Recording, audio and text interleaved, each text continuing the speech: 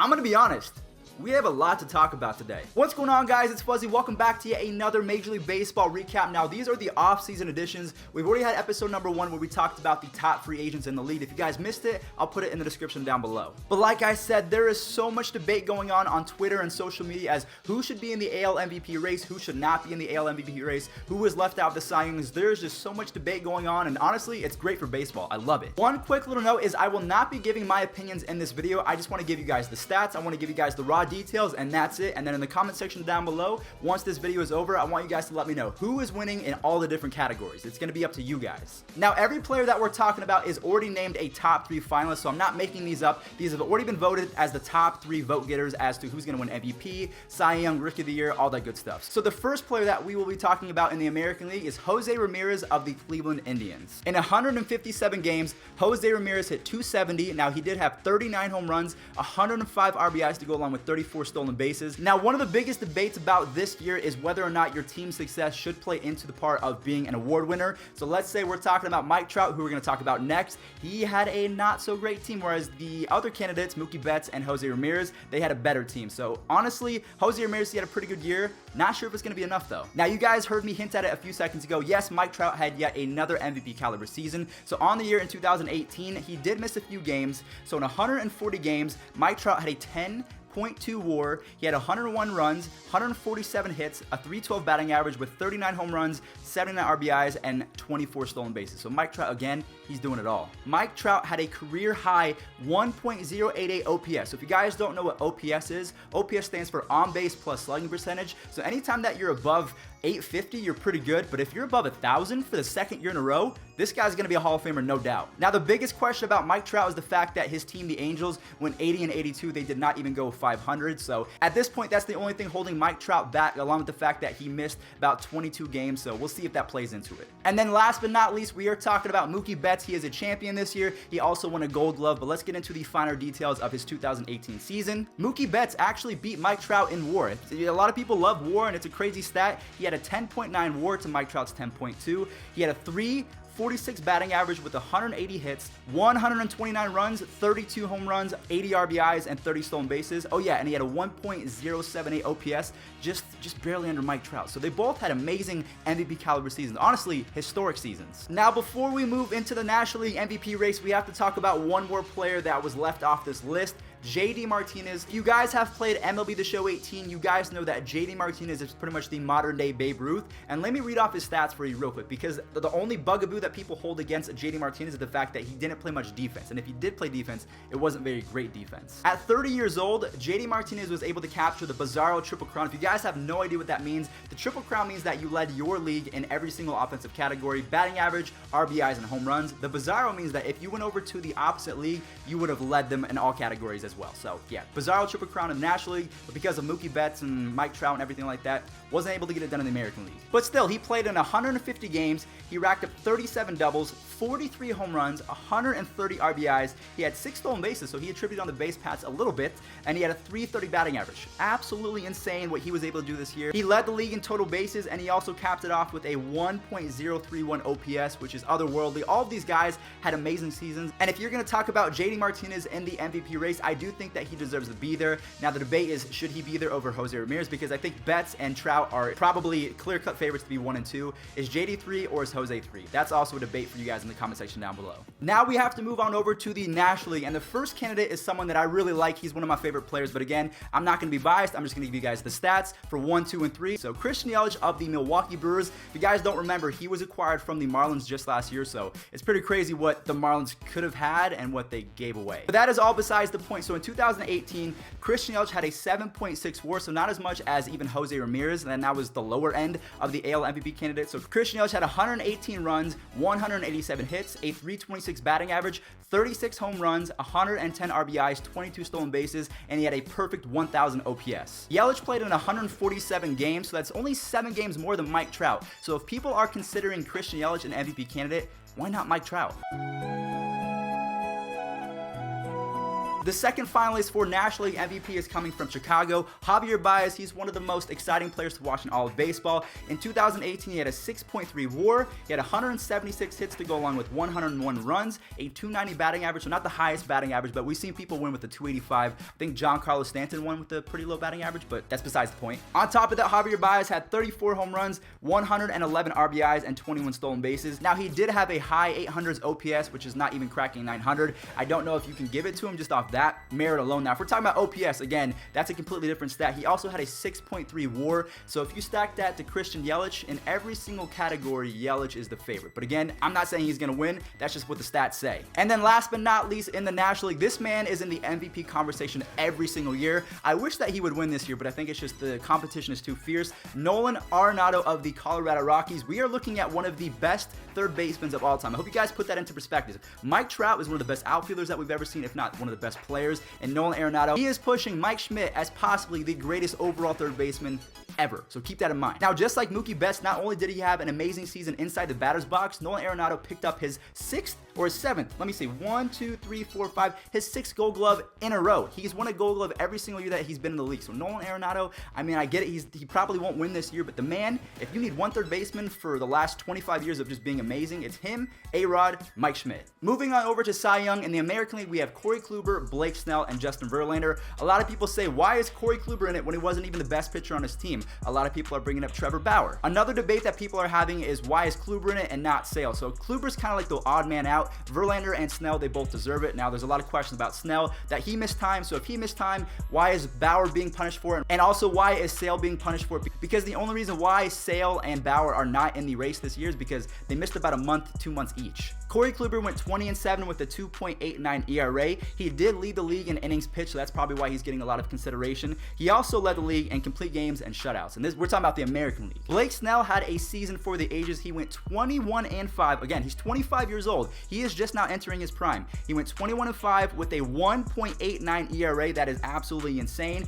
He also led the league in ERA plus, hits per 9, and he had an 11 strikeouts per 9. So Blake Snell, honestly, historic season. And then last but not least, in the American League, we have Justin Verlander with a 16-9 record with a 2.52 ERA. He led the league in games started. He was tied with Corey Kluber for shutouts. He also led the league in strikeouts. Now, he did have a 7.84 strikeouts per win, which is also league leading. So they're all excellent candidates, but it's also one of those things where where's Sale? Where's Bauer? Does Kluber deserve it? Does Snell? I don't know. It's the Cy Young in the American League is really weird this year. I don't think it's any different in the National League as we have Jacob Degrom versus Max Scherzer. I know Aaron Nola is in the mix, but honestly, he kind of fell off towards the later half of the season. I don't think he's even part of the conversation anymore. Jacob Degrom had a 1.7 ERA. That's pretty much unheard of. Now, the only thing that is holding Jacob Degrom back at this point, and I want to put quotations at this point, just like Mike Trout, Jacob Degrom had a pretty bad team. Now, he did win his last couple games, so he finished above 500. So with a 10-9 record with a 1.7 ERA, he also led the league with home runs per 9 at a 0.4, which is insane. And on top of that, he had an 11.2 strikeouts per 9. So it's insane what he's doing. Max Scherzer had an 18-7 record, so he led the National League in wins. He had a 2.53 ERA to go along with a league-leading 220.2 innings pitched. Because last year in 2017, Max Scherzer won the Cy Young, and he said he was going to get better, and he did. So when you get Max Scherzer at Cy Young form, and then he gets better, and then there's someone else also improving to the point where they're having an historic season, that's just one of those times where it's just, you have to appreciate the NL Cy Young race, because Scherzer versus Degrom, yes, it's a good debate. I don't know if Degrom's going to get it. I don't know if Max Scherzer's going to get it. Again, it's up to you guys to let me know in the comment section down below. But Scherzer versus Degrom, this is going to be a battle for the ages. Oh yeah, if you guys did not know, Max Scherzer also led the National League in WHIP at .911. So yeah, there's that as well. He also had 300 strikeouts. Max Scherzer had a really good year. Jacob Degrom also had an historic season. I don't know who's going to take it. And then just because he is a finalist, I do want to give him some props. Aaron Nola had an amazing year, but like I said, he kind of faltered toward the later half of the season. Aaron Nola in 2018, he did have a 10 WAR, which is absolutely amazing for a pitcher. He was an all-star at 25 years old. He had a 17-6 record. Now, he's not going to blow you away with his strikeouts per 9 or anything like that, but he had a 2.37 ERA. That's really good for a 25-year-old just entering his prime. So Aaron Nola, watch out for the next couple of years because he's going to be at the top of his game, and the Phillies, if they can sign a few guys, they are going to be threats for a long time. And maybe I understated Aaron Nola just a little bit on the strikeout department because he did have 224 strikeouts and a 9.5 strikeouts per 9. Again, that doesn't match up to Degrom and Max Scherzer, but that's still elite company. Moving on over to the Rookie of the Year category, this one's going to be interesting as well, as we have Shohei Ohtani, Gleyber Torres, and Miguel Andujar in the American League. In the National League, we have Walker Buehler, Ronald Acuna, and Juan Soto. So let's deep dive into the stats real quick. Shohei Ohtani is one of those cases where you just have to look at it from a couple different angles because not only did he have a good year inside the box, he was also a pitcher. He hurt his arm, couldn't pitch anymore, but he was still raking at the plate.